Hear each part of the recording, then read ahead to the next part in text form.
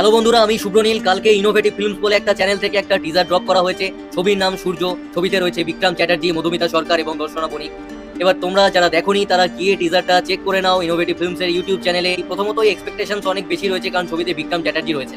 বিক্রম দা লাস্ট যে কটা ছবি করেছে প্রত্যেকটাই দুর্দান্ত। গল্প অনুযায়ী প্রচন্ড ভালো গল্প হয়েছে বিক্রম দার ছবিতে। আমরা যদি পারিয়ার কথা বলি, আমরা যদি শহরের উষ্ণতম দিনের ছবির কথা বলি, তো এক্সপেকটেশন থাকবে। বিক্রম দা যখন রয়েছেন এক্সপেকটেশন থাকবে। এবং বিক্রম দার এই গোটা টিজার জুড়ে যেরকম পারফরমেন্স, সে কখনো অ্যাকশন করছে, সে কখনো জলে নেমে স্মোক করছে, ওটা তো আলাদাই, একদম সিটিমার পারফরমেন্স। মানে আমার তো গোটা টিজারের ওটা বেস্ট পার্ট লেগেছে।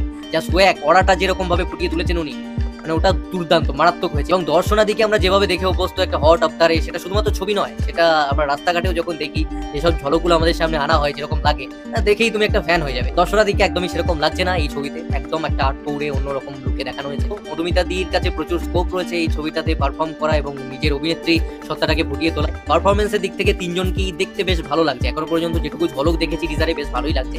এবং টিজারটা প্রচন্ড সুন্দর কাটা হয়েছে, প্রচন্ড ফাস্ট। মানে যে ফিলটা পাচ্ছি, মানে আমরা আরামসে কোনো একটা বলিউডের মিড বাজেটের ছবির সঙ্গে তুলনা করতেই পারি। মানে বাংলায় তো আমরা জানি যে কেমন বাজেট থাকে, কতটা কি আসে আউটপুট। সেই জায়গা থেকে আমরা আরামসে এটাকে কম্পেয়ার করতে পারি। এই কারণেই, কারণ টেকনিক্যালি ছবিটা প্রচন্ড ভালোভাবে বানানো হয়েছে।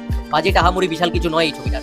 তাতেও যে জিনিসটা ডেলিভার করছে, চোখকে আকর্ষিত করছে এই টিজারটা, যে লোকেশন, যে কালার গ্রেডিং, যে অ্যাম্বিয়েন্স, ওই জিনিসটা আমরা বাংলায় পেয়ে অভ্যস্ত নই।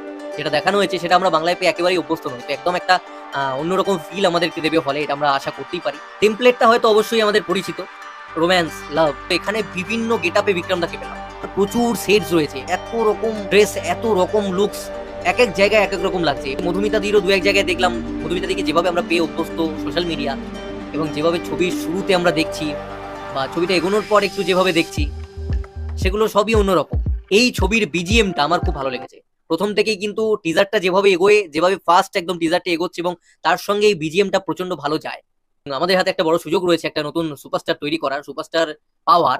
বিক্রম দা লাস্ট কয়েকটা ছবি যেরকম করছে, তাতে আরামসেই উনি অভিনেতা থেকে স্টার একটা হয়ে গেছেন অর্ধেক, আমরা বলতেই পারি। বা স্টার থেকে সুপারস্টার বানানোটা আমাদের হাতে, এবং সেটা দায়িত্ব নিয়ে আমাদেরকে করতে হবে। এবং সেটা তখনই হবে যখন আমরা হলে গিয়ে ছবিটা দেখবো।